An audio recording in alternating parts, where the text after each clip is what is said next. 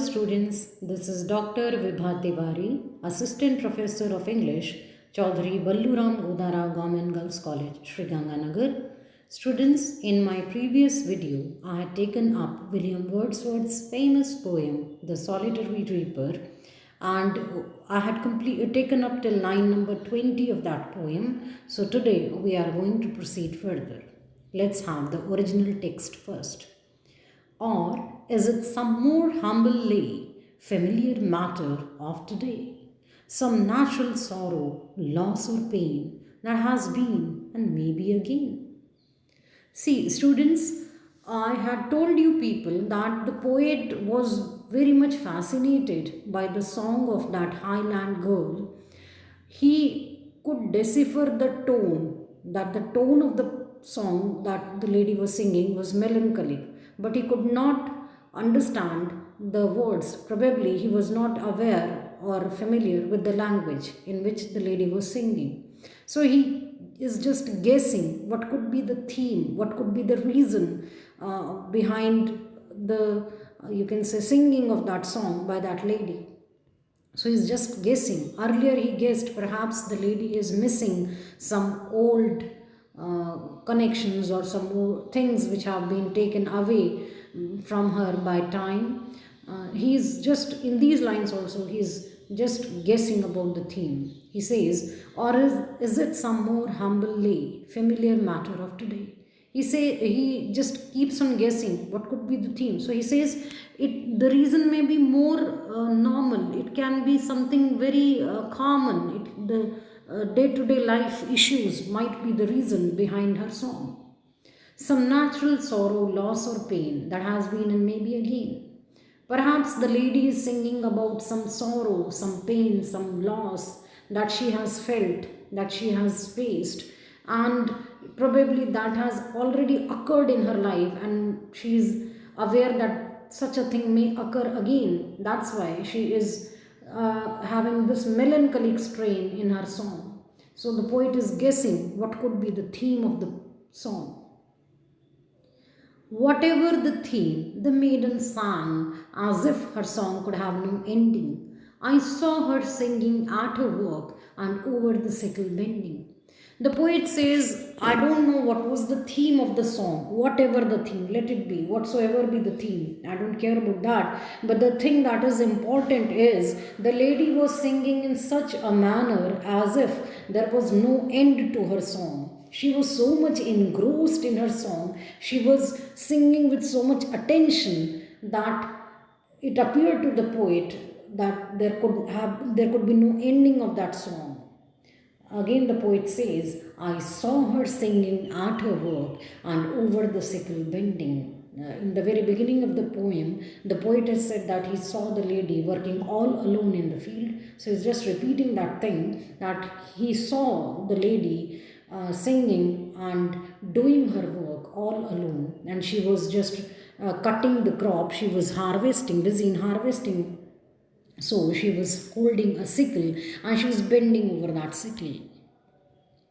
I listened motionless and still, and as I mounted up the hill, the music in my heart I bore long after it was heard no more. The poet says, I listened to the song of the lady, motionless, without moving, without creating any disturbance, and still, with very calm and composed manner, I listened to the song of the lady. And when I continued my journey, when I again started mounting up the hill, that music I bore on my heart, that means the impression, the feelings that song created in my mind and heart, they remained with me even though I just went far away from that lady. Still that music, the way I was impressed with the song, those feelings, those things still remained with me long after it was heard no more. After a long time, even when I just came back from Scotland, even then I just have those feelings, intensity of feelings for that particular song. And probably that was the reason why he wrote this poem. He was so much impressed by the song of the lady that even after coming back from the tour, he could not forget the song, and that memory probably compelled him, motivated him to create this beautiful masterpiece. So let's have the whole thing in Hindi. Or is it some more humbly familiar matter of today? Some natural sorrow, loss, or pain that has been and may be again? Students अपने हमने पिछले video में 20 लाइनें इस कविता की cover की थी। उसमें मैंने आपको बताया था कि अपने एक स्कॉटलैंड दौरे के दौरान पोएट को एक लेडी का गाना सुनने का, पहाड़ी लड़की का गाना सुनने का मौका मिला। वो लड़की जो अपने आप में मस्त, अपने काम में व्यस्त, अकेले खेत में काम कर रही थी। तो उस सॉन्ग से पोइट इतना ज़्यादा प्रभावित हुआ कि वो वहीं थम कर उस गीत को सुनने लगा, और उस गीत को वो समझ तो नहीं पाया क्योंकि भाषा का हो सकता है शायद उसे ज्ञान नहीं था, लेकिन उसकी ट्यून इतनी बढ़िया थी कि वो अपने आप को रोक नहीं पाया उस गीत को सुनने से। तो पूरी कविता में पोइट गेस कर रहा है, कोशिश कर रहा है ये सोचने की, ये जानने की कि आखिर वो लेडी, वो लड़की, वो गीत जो गा रही थी उसका थीम क्या था, वो किस विषय पर था।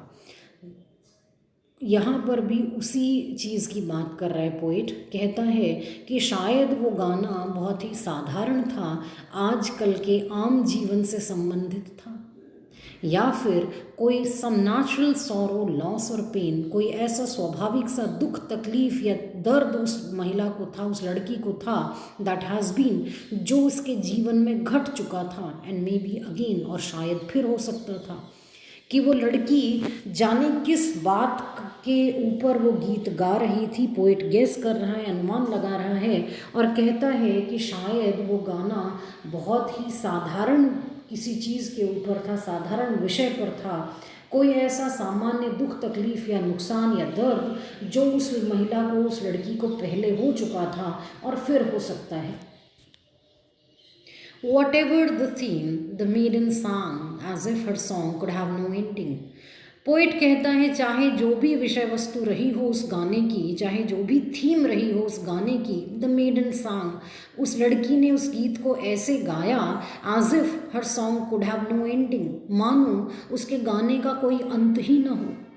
वो लड़की अपने आप में खोई हुई सी, अपने काम में लगी हुई, उस गाने को लगातार गा रही थी जिस गाने से पोइट इतना ज़्यादा प्रभावित हुआ।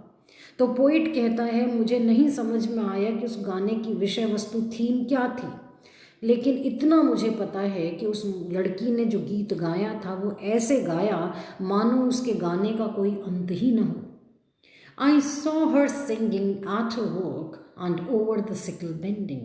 मैंने देखा उस लड़की को गीत गाते हुए अपने काम के दौरान और दरांती के ऊपर झुके हुए। सिकल, दरांती, आप में से जिन बच्चों को खेत खलिहान के बारे में ज़्यादा जानकारी नहीं है उनके लिए मैं बता दूं कि फसल पकने के बाद अगर हम मशीन से नहीं काटें, जैसे एक कंबाइन करके मशीन आती है उससे हम नहीं काटें, तो मजदूर एक क्वेश्चन मार्क की तरह का औजार होता है जिसको हम दरांती कहते हैं, उसके ज़रिए फसल काटते हैं, इंग्लिश में उसे सिकल कहते हैं।